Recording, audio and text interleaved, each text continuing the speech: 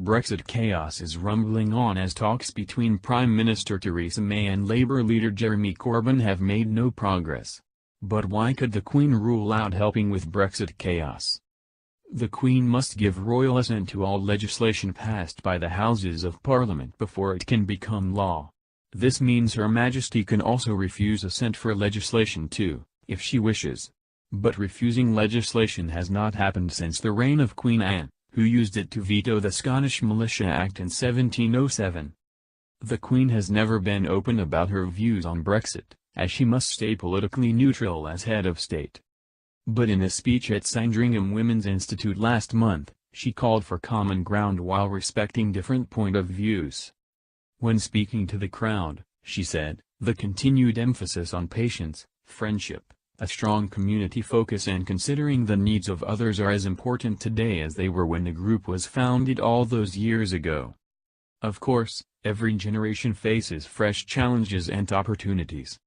As we look for new answers in the modern age, I for one prefer the tried and tested recipes, like speaking well of each other and respecting different points of view, coming together to seek out the common ground, and never losing sight of the bigger picture." Lord Panic, QC, a Times law columnist, wrote to the Times this week to explain the Queen turning down a Brexit bill would be inconceivable. His letter said, "The Queen's agreement to give her assent to a bill is a formality. Given that Brexit is the most politically explosive and divisive issue of our day, the notion of involving the Queen in vetoing the Brexit bill ought to be regarded as inconceivable." Meanwhile, Rodney Brazier, professor of constitutional law at Manchester University, said it would be unconstitutional for the Queen to not accept the advice of her ministers, even if they want her to withhold the Brexit bill. He wrote, "Few actions more dangerous to the perceived and vital political neutrality of constitutional monarchy could be imagined than the Queen rejecting the government's advice." Mr. Brazier added that the convention that the Queen acts on ministerial advice is based in democracy. Mrs. May's government is ready to hold more discussions with the opposition Labour Party this weekend over Brexit, a spokesman for May's office confirmed on Friday.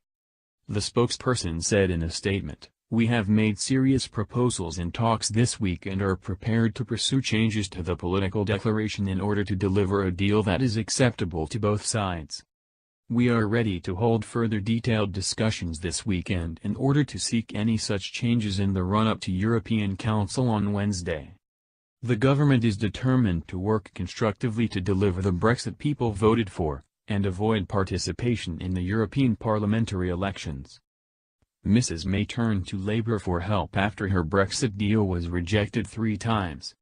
But Labour said the government has not offered real change or compromise in 3 days of talks. A statement said, "We urge the Prime Minister to come forward with genuine changes to her deal."